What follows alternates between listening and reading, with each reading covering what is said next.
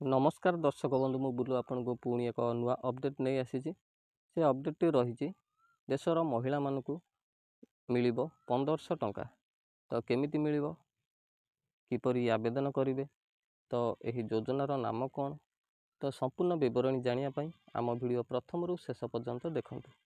दर्शक बंधु जो दर्शक भाई मैंने एपर्यंत आम चैनल को सब्सक्राइब करना तो निहत रूपे सब्सक्राइब कर कहीं आम चैनल माध्यम सरकार नुआ नुआ योजना विषय जानीपर ता सहित कृषि भित्तिक वीडियो देखिपारे। तो दर्शक बंधु आज भिडटी बहुत इम्पोर्टाट होगापी जाऊँगी।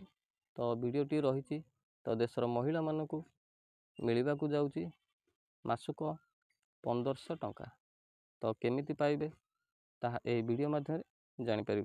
तो भिडटी को प्रथम रु शेष पर्यंत देखूँ। तो डेरी नक चलतु वीडियोटी स्टार्ट करवा।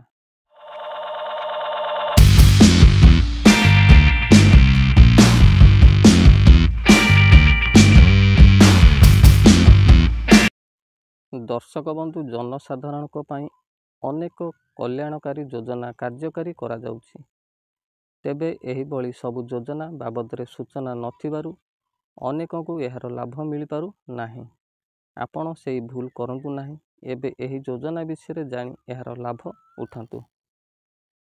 तो दर्शक बंधु सरकार कार्यकारी करुथिबा अनेक योजना रे महिला और पछुआ वर्ग को अग्राधिकार दिया जाउछि। यही योजना महिला मानक पई कार्यकारी करा जाउछि। यही योजना रे शामिल हेले महिला को दैनिक खर्च पई किछिटा सहायता मिली पारिबो। यही योजना रे महिला को प्रति मासरे सरकार किछि टंका जोगाई देउछंती।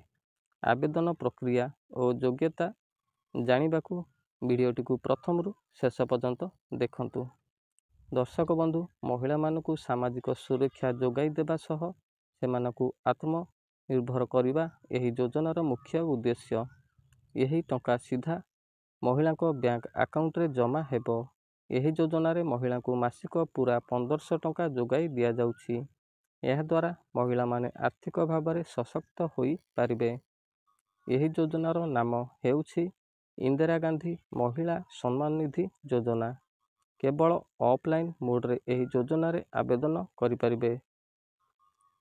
प्रथमे 4 मासरे यही योजना रे प्रति मासरे 1500 टंका जोगाई दियाजिबो। एहा परे यही योजनार सामिल हेबार 4 मास पर यह प्रति 6 मासरे बैंक अकाउंट रे 9000 टंका जमा कराजिबो। यह करिबा द्वारा महिला पई परोक्ष भाव में एक संचय सृष्टि होई परिबो। गत 2023 रे यही योजना कार्यकारी होइथिला।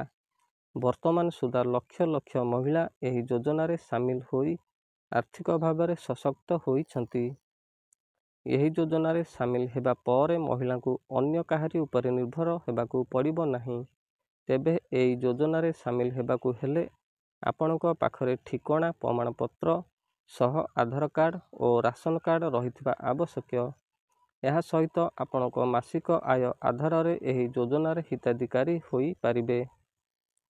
तो दर्शक बंधु आपण माने जानी पाइले। तो देशर महिला माने मासिक 1500 टंका पाइबाकू हेले कौन करबाकू पड़िबो। तो दर्शक बंधु वीडियोटी आपण मानकू केमिति लागला कमेंट माध्यम रे जणैबे।